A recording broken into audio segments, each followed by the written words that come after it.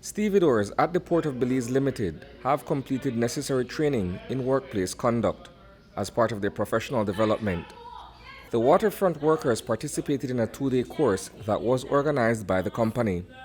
It's a turnaround from the often tense and adversarial relationship between the union, which represents the dockhands, and their employer. We are in a state where we are currently doing some repairs on our trestle, which, by the way, will be up and running again to vessel traffic on the 4th of August. So one of the things we decided to do was to take this time off for our stevedores and to then engage in trying to upskill them with some supervisor level skills. So what we did was to get an extremely good facilitator, Ms. Charlotte Neil Lopez, to come in and work along with our gang foremen, our assistant gang foremen, our union reps within the gangs, and our hatch foremen.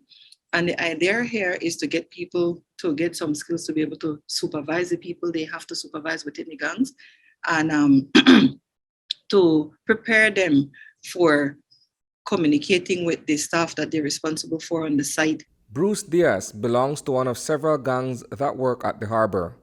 What he has learned during the brief course is how to carry himself properly while on the job and how to respond to his colleagues, notwithstanding the challenges that come along with the work that they are doing. The training is very informative. It could assist in many different areas in our workplace. Firstly, the training in discipline.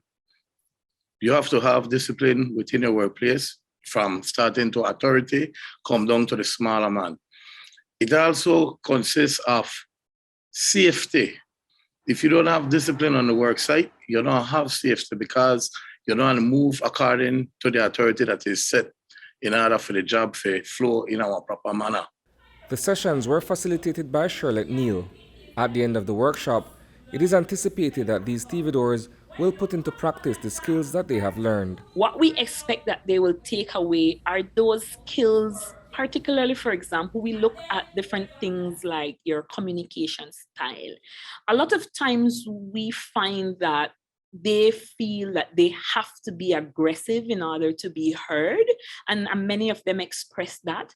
And so it's reinforcing the idea that no, you don't have to be aggressive to be heard. You can be assertive. In fact, sometimes when you're aggressive, it's a turn off. It's the opposite, right?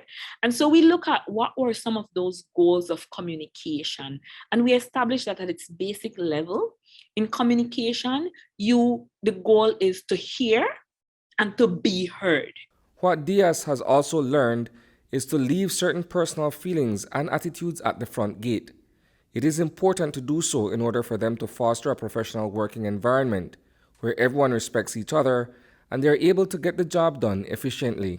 When you go on the work site, we are trained and learn that you leave that behind because different individuals bring different things to the table. Maybe you left one mad, sad, this one I left one happy and he kind of smile today and you know in a smile.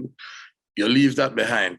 We're there at the workplace, and where we work, you have to be competent with your work. Otherwise, anything could go wrong at any time because we are dealing with heavy equipment and we are dealing with steels and a lot of stuff around us every time. So if you have competence on your work site and you respect authority, I think we would move in our different fashion. The initiative, says Hertha Gentle, P.B.L's Human Resource Manager, is a departure from what is usually covered in the media. Oftentimes when people look at the P.B.L and look at the relationship between management and the stevedores, they only associate it with drama. And we're trying to say, no, that's not the case. That's not how we live. So that's a part of what we're trying to create too. Reporting for News 5, I am Isani Cayetano.